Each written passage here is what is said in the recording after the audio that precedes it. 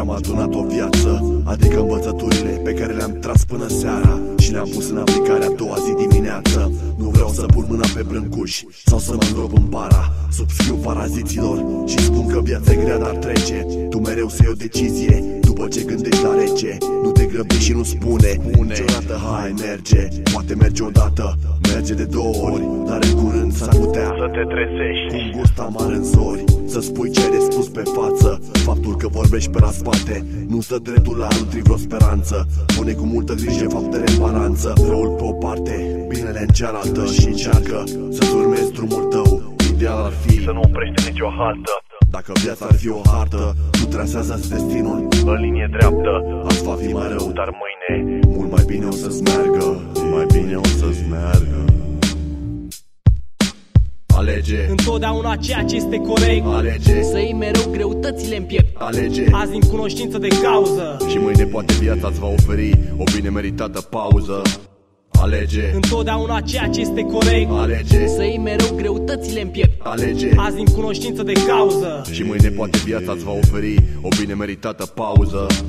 Pus față în față cu realitatea, am ales singurătatea, singura cale ce-mi garantează libertatea. Căci mai bine puznic decât blocat într-o lume ce nu recunoaște genialitatea și îmi pune la îndoială originalitatea. Seriozitatea de care dau dovadă la fiecare acțiune mă ajută să mă mențin mereu pe culme. Nu vreau să fiu condus de unul cu două clase, să văd oamenii pe străzi fără case. În viață uneori joci un rol comic, îmi doresc uneori un război atomic, numai ca toate acestea să fie rase.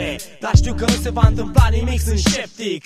Îmi dau seama de proporțiile dezastrului, iar focul ce mă mistuie e mai intens decât cel din interiorul astrului ce ne luminează, dar viața nu ne înseninează. Aș vrea să mă reîncarnez în pielea lui Hristos, dar oare așa aș rezolva ceva? Nimic. Și asta e cel mai dureros. Alege întotdeauna ceea ce este corect. Alege să iei mereu greutățile în piept. Alege azi în cunoștință de cauză și mâine poate viața îți va oferi o bine meritată pauză. Alege întotdeauna ceea ce este corect. Alege să iei mereu greutățile în piept. Alege azi în cunoștință de cauză și mâine poate viața îți va oferi o bine meritată pauză.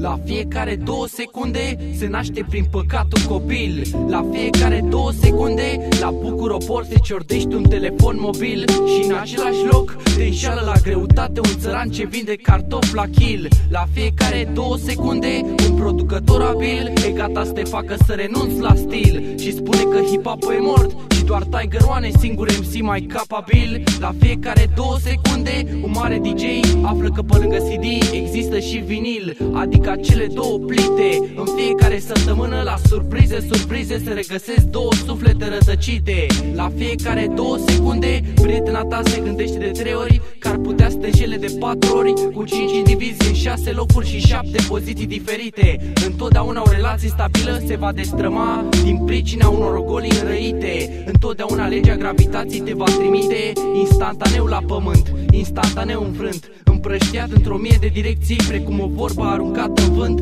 Păstrând forța unui cuvânt, evoluez spre o idee, mă deplasez la pas ca scânteie, complotez sub terra căci am fost izgonit din rai, ispitit de o femeie.